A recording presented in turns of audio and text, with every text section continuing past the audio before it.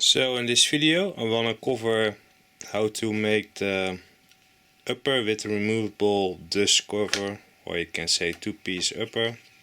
The upper will have some holes inside of there to place some magnets in. As you can see, I must say this one is done by hand, but the idea is that the magnets will stick out a little bit. This will also act like a pin, so basically when it's installed you cannot really push the upper sideways because there's a weak point of a magnet. It can be strong this direction, but sideways it would just slide off. That's the way those pins will act. There's a little bit of a pin for that to align it. Also, of course, when a bolt is installed helps also a little bit.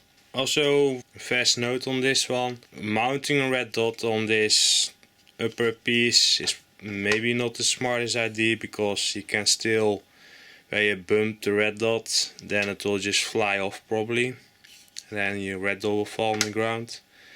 About zeroing, it's probably fine, it's airsoft and it should be okay. But this upper is not really a performance piece necessary, it's more that you can see and show the internals and how it works and things like that, and that you can still close it for dust, things like that, or just that you want to shoot it like this or without, just by choice. That's kind of the idea of this upper. This is not an idea that this is the best upper to use for the platform if you're really competitive, because maybe if it sits a little bit sideways, it rubs a little bit on the bolts, give you inconsistent shots, maybe, all possibilities. But back to how you do this. In both sides, of course, will be magnets placed, but the way to do it is first you'll place them inside of the upper. Of course, it's best to do this with only the upper without a lower. Then you let those dry for a day. Then the next day you will place a piece of plastic that is really thin, like from where you can put some bread in, bread bags, let's say, and you put your other magnets that you want to place inside of this upper piece. You will place those on the other magnets. What this will do, it will give you the right orientation, of course, and that's important. And what the plastic will do is prevent it from the GB weld, what you will put inside of the upper, from gluing on your upper, on your lower piece of the upper. So then you can just put GB weld inside of the pockets right here, slide your upper piece on and press it all the way, and then I will show a picture that in case you do it when the lower still installed, you can put some tie rips on there, really press it on there, let it sit there for the night to make sure that it is pressed all the way.